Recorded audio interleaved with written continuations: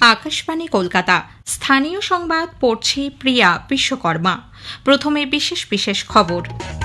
বিভিন্ন অনিয়মের অভিযোগের প্রেক্ষিতে বেসরকারি হাসপাতাল ও নার্সিংহোমগুলিকে নিয়ন্ত্রণের উদ্দেশ্যে রাজ্য সরকার আগামীকাল বিধানসভায় the West Bengal clinical establishment amendment bill 2025 পেশ করতে চলেছে। স্কুল সার্ভিস কমিশনের সহকারী শিক্ষক নিয়োগের পরীক্ষার অনলাইনে আবেদন জানানোর প্রক্রিয়া আগামীকাল বিকেল 5টা থেকে শুরু হবে, চলবে 14 জুলাই পর্যন্ত। চাকরিহারা শিক্ষকদের একটি সংগঠন জানিয়েছে তারা আবেদন করবেন না, রিভিউ পিটিশনের মাধ্যমে তারা চাকরি ফেরানোর দাবি জানিয়েছেন। এদিকে বিকাশ ভবনের কাছে অনশনরত চাকরিহারা যোগ্য শিক্ষকদের মধ্যে অসুস্থ 5 জনকে হাসপাতালে ভর্তি করা হয়েছে। মুখ্যমন্ত্রী মমতা ব্যানার্জি পুনের কাছে ইন্দ্রায়ণী নদীর সেতু ভেঙে বেশ কয়েকজনের নিখোঁজের ঘটনায় গভীর শোক প্রকাশ করেছেন। কালীগঞ্জ বিধানসভা কেন্দ্রের উপনির্বাচনের প্রস্তুতি ও নিরাপত্তা ব্যবস্থা খতিয়ে দেখতে রাজ্যের মুখ্য নির্বাচনী আধিকারিক আজ কৃষ্ণনগর গেছেন। দক্ষিণবঙ্গে আগামী মঙ্গল বুধবারের মধ্যে বর্ষা প্রবেশ করতে পারে বলে আবহাওয়া দপ্তর পূর্বাভাস দিয়েছে। আসছে বিস্তারিত খবরে। স্বাস্থ্যসাথী কার্ড, চিকিৎসা বিল সহ বিভিন্ন ক্ষেত্রে একাধিক অনিয়মের অভিযোগ জমা পড়ায় স্বাস্থ্য কমিশনের সুপারিশের ভিত্তিতে রাজ্য সরকার এই সংক্রান্ত আইন সংশোধনের সিদ্ধান্ত নিয়েছে। বেসরকারি হাসপাতাল ও নার্সিংহোমগুলিকে নিয়ন্ত্রণের উদ্দেশ্যে আরও কঠোর বিধি আনতে আগামীকাল বিধানসভায় the West Bengal clinical establishment সংশোধনী বিল 2025 উত্থাপন করা হবে। এরপর আগামী দুদিন এই বিলের ওপর 1.5 ঘণ্টা করে মোট 3 ঘণ্টা আলোচনার কর্মসূচি রয়েছে। মুখ্যমন্ত্রী মমতা ব্যানার্জিও আলোচনায় অংশ নিতে পারেন বলে জানা গিয়েছে। আগামীকাল দ্বিতীয়ার্ধে আলোচনা শুরুর আগে মুখ্যমন্ত্রীর পৌরোহিত্যে বিধানসভায় রাজ্য মন্ত্রিসভার বৈঠক ডাকা হয়েছে। স্কুল সার্ভিস কমিশনের নবম, দশম ও একাদশ দ্বাদশ শ্রেণীর সহকারী শিক্ষক নিয়োগের পরীক্ষার অনলাইন আবেদন জানানোর প্রক্রিয়া আগামীকাল বিকেল 5টা থেকে শুরু হবে। আবেদন জানানোর শেষ তারিখ 14 জুলাই বিকেল 5টা পর্যন্ত। সেপ্টেম্বর মাসের প্রথম সপ্তাহে লিখিত পরীক্ষা হবে। ফল প্রকাশিত হবে অক্টোবর মাসের 4র্থ সপ্তাহে। ইন্টারভিউয়ের সম্ভাব্য সময় নভেম্বর মাসের প্রথম থেকে 3য় সপ্তাহ পর্যন্ত। প্যানেল প্রকাশিত হবে 24 নভেম্বর। কাউন্সেলিং শুরু হবে 29 নভেম্বর থেকে। সাধারণ এবং ওবিসি শ্রেণীভুক্ত পরীক্ষার্থীদের আবেদনের ফি 500 টাকা এবং তপশিলি জাতি উপজাতি বিশেষভাবে সক্ষম পরীক্ষার্থীদের জন্য ফি ধার্য হয়েছে 200 টাকা। উল্লেখ্য, সুপ্রিম কোর্টের নির্দেশ মেনে স্কুল সার্ভিস কমিশন শিক্ষক নিয়োগের জন্য গত 30 মে বিজ্ঞপ্তি প্রকাশ করে। নবম দশমে 23,212 এবং একাদশ দ্বাদশে 12,514টি শূন্য পদে শিক্ষক নিয়োগ করা হবে বলে জানা গেছে। এদিকে বিকাশ ভবনের কাছে যোগ্য চাকরিহারা শিক্ষকদের অনশনের আজ 3য় দিন। অনশনরত 5 শিক্ষক আজ অসুস্থ হয়ে পড়ায় তাদের হাসপাতালে ভর্তি করা হয়েছে। এরা হলেন বলরাম ঘোষ, চিন্ময় মণ্ডল, সুকুমার সরেন, বিকাশ রায় এবং অচিন্ত কুমার দাস। উল্লেখ্য, চাকরি ফেরানোর দাবি সম্পর্কে সরকারের তরফে কোনো ইতিবাচক পদক্ষেপ দেখতে না পাওয়ায় 10 জন শিক্ষক শিক্ষিকা গত বৃহস্পতিবার রাত থেকে সেন্ট্রাল পার্কের সামনে অনশন শুরু করেন। অন্যদিকে যোগ্য শিক্ষক শিক্ষিকা অধিকার মঞ্চের আহ্বায়ক মেহবুব মণ্ডল জানিয়েছেন, আগামীকাল থেকে এসএসসির পরীক্ষার অনলাইন আবেদন শুরু হলেও তারা আবেদন করবেন না। রিভিউ পিটিশনের মাধ্যমে চাকরি ফেরানোর দাবি জানিয়েছেন তারা। সেই সঙ্গে অযোগ্যদের তালিকা প্রকাশেরও দাবি জানান তারা। যোগ্যদের চাকরিতে পুনর্বহাল এবং এসএসসির পরীক্ষার বিজ্ঞপ্তি প্রত্যাহারের দাবিতে আগামীকাল বিধানসভা অভিযানের ডাক দিয়েছে চাকরিহারা শিক্ষকদের একটি সংগঠন। বেলা 12টা নাগাদ সুবোধ মল্লিক স্কোয়ার থেকে মিছিল শুরু করে বিধানসভার দিকে যাবেন তারা। সংগঠনের তরফে সুমন বিশ্বাস বলেন, 2016 প্যানেলে থাকা যোগ্যদের সসম্মানে চাকরিতে পুনর্বহাল করতে হবে। 22 লক্ষ ওএমআরসিতে মিরার ইমেজ প্রকাশেরও দাবি জানিয়েছেন তারা। এদিকে পশ্চিমবঙ্গ বঞ্চিত চাকরি প্রার্থী, চাকরিজীবী ও চাকরিহারা ঐক্যমঞ্চ আগামীকাল বিধানসভা অভিযানে যোগ দেবে। মঞ্চের আহ্বায়ক শুভদীপ ভৌমিক বিধানসভার জরুরি অধিবেশন ডেকে অবিলম্বে যোগ্যদের চাকরি ফেরানোর দাবি জানিয়েছেন।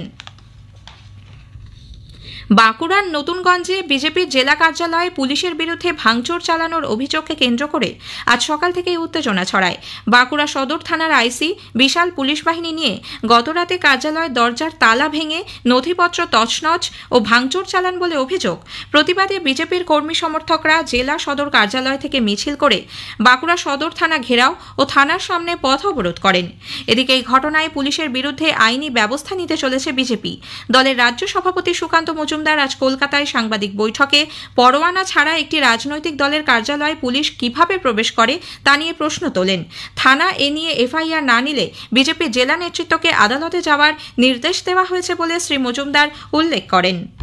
আমি এখান থেকে পরিষ্কার বলছি, পুলিশ এখনো সময় আছে, ক্ষমা চেয়ে নিক বিজেপির কাছ থেকে, সংযত হোক এবং আমাদের কর্মী যাদেরকে পুলিশ মিথ্যে মামলা দিয়ে তাড়িয়ে তাড়িয়ে বেড়াচ্ছে তাদেরকে এই মামলা থেকে মুক্ত করুক, না হলে আগামী দিনে গিয়ে ওই থানা ঘেরাও করে অচল করে দেবো। স্থানীয় সংবাদ শুনছেন আকাশবাণী কলকাতা কেন্দ্র থেকে। মহারাষ্ট্রের পুনের কাছে ইন্দ্রায়ণী নদীর ওপর আজ বিকেলে সেতু ভেঙে বেশ কিছু মানুষের হতাহতের আশঙ্কায় মুখ্যমন্ত্রী মমতা ব্যানার্জি সমাজ মাধ্যমে শোক প্রকাশ করেছেন। এক্স হ্যান্ডেলে তিনি সেতু ভাঙার ঘটনায় এখনও অনেকে নিখোঁজ বলে উল্লেখ করেছেন। সম্প্রতি রেল বিমানের পর আজকের এই সড়ক দুর্ঘটনায় নিহতদের পরিবারের প্রতি গভীর সমবেদনা প্রকাশের পাশাপাশি মুখ্যমন্ত্রী আহতদের দ্রুত আরোগ্য কামনা করেন। উল্লেখ্য, মহারাষ্ট্রের পুনের কাছে মাভাল তালুকে ইন্দ্রায়ণী নদীর ওপর আজ দুপুরে একটি পুরনো সেতু ভেঙে পড়ে প্রায় 25 থেকে 30 জন পর্যটক নদীতে ডুবে যাওয়ার আশঙ্কা করা হচ্ছে। রবীন্দ্র সরোবর লেকে সাঁতার কাটতে গিয়ে আজ সকালে 16 বছর বয়সী এক কিশোরের জলে ডুবে মৃত্যু হয়েছে। শিবরাম সাহু নামে বালিগঞ্জ প্লেসের বাসিন্দা ওই কিশোর প্রতিদিনের মতো আজও বন্ধুদের সঙ্গে সাঁতারে যাবার পর এই বিপত্তি ঘটে। এদিকে প্রদেশ কংগ্রেসের রাজ্য সাধারণ সম্পাদক আশুতোষ চ্যাটার্জি এই ঘটনার দায় কে নেবে সেই প্রশ্ন তুলেছেন। রবীন্দ্র সরোবর লেকে নজরদারির অভাবেই এই দুর্ঘটনা বলে তাঁর অভিযোগ। নদিয়ার কালীগঞ্জ বিধানসভা কেন্দ্রের উপনির্বাচনে 19 জুনের ভোট গ্রহণের প্রস্তুতি খতিয়ে দেখতে মুখ্য নির্বাচনী আধিকারিক মনোজ কুমার আগরওয়ালের নেতৃত্বে দপ্তরের এক প্রতিনিধি দল দুদিনের সফরে আজ কৃষ্ণনগর পৌঁছেছেন। এই দলে শ্রী আগরওয়াল ছাড়াও অতিরিক্ত মুখ্য নির্বাচনী আধিকারিক বিজিত ধর, উপমুখ্য নির্বাচনী আধিকারিক ডক্টর সুমন্ত রায় সহ অন্য আধিকারিকরা রয়েছেন। আজ সন্ধ্যায় মুখ্য নির্বাচনী আধিকারিক, নদিয়ার জেলাশাসক তথা জেলা নির্বাচনী আধিকারিক এস অরুণ প্রসাদ সহ নির্বাচনের কাজে যুক্ত সংশ্লিষ্ট আধিকারিকদের সঙ্গে উপনির্বাচনের প্রস্তুতি পর্ব নিয়ে বৈঠক করেন। আগামীকাল সকালে উপনির্বাচনের নিরাপত্তা ব্যবস্থা নিয়ে কালীগঞ্জ বিডিও অফিসে পুলিশ প্রশাসন ও নিরাপত্তা আধিকারিকদের সঙ্গে শ্রী আগরওয়াল বৈঠক করবেন। এদিকে কালীগঞ্জ বিধানসভা কেন্দ্রে উপনির্বাচনের প্রচারের আজ শেষ রবিবার। তৃণমূল কংগ্রেস, বিজেপি ও বাম কংগ্রেস সমর্থিত প্রার্থীরা বাড়ি বাড়ি গিয়ে প্রচার সারেন। আগামী 19 জুন ওই কেন্দ্রে ভোট গ্রহণ, গণনা 23 জুন। দক্ষিণবঙ্গে আগামী 17-18 জুনের মধ্যে বর্ষা প্রবেশ করতে পারে বলে আবহাওয়া দপ্তরের পূর্বাঞ্চলীয় প্রধান ডক্টর সোমনাথ দত্ত জানিয়েছেন। উত্তরবঙ্গের সমস্ত জেলায় বিক্ষিপ্তভাবে বৃষ্টির পূর্বাভাস। মোস্ট প্রবাবলি 17 তারিখে এসে যাবে। To be on the safer side আমরা 18 তারিখটাও রেখেছি। এটা আগামীকাল উত্তরবঙ্গের সব জেলায় ফেয়ারলি ওয়াইড স্প্রেড রেনফল হওয়ার সম্ভাবনা আছে। দক্ষিণবঙ্গে পশ্চিম মেদিনীপুর, পূর্ব মেদিনীপুর, দক্ষিণ 24 পরগনা, উত্তর 24 পরগনা এই 4টি জেলাতে ওয়াইড স্প্রেড রেনফল হওয়ার সম্ভাবনা আছে। আর এই 4টি জেলা বাদ দিয়ে বাকি সব জেলা ইনক্লুডিং কলকাতা অলসো সব জেলাতে ফেয়ারলি ওয়াইড স্প্রেড রেনফল হওয়ার সম্ভাবনা আছে। জুনের মাঝামাঝি থেকে সেপ্টেম্বরের মাঝামাঝি পর্যন্ত প্রতিবারের মতো এবারও প্রকৃতির স্বার্থেই উত্তরবঙ্গের জঙ্গলের দরজা বন্ধ থাকবে পর্যটকদের জন্য। একটি প্রতিবেদন। দক্ষিণবঙ্গে গরমে হাঁসফাঁস অবস্থা মানুষের, তাই ছুটি কাটাতে এখন মানুষের অন্যতম পছন্দের জায়গা হলো উত্তরবঙ্গ। আর উত্তরবঙ্গ বললেই ডুয়ার্সের কথা আসে পর্যটকদের মাথায়। কিন্তু আগামীকাল থেকে বন্ধ হয়ে যাচ্ছে সমস্ত সংরক্ষিত অরণ্য। বর্ষাকাল যেহেতু প্রাণী জগতের প্রজননের অন্যতম গুরুত্বপূর্ণ সময়, তাই এই সময় প্রতিবারই 3 মাসের জন্য প্রতিটি অভয়ারণ্যের দরজা বন্ধ হয়ে যায়।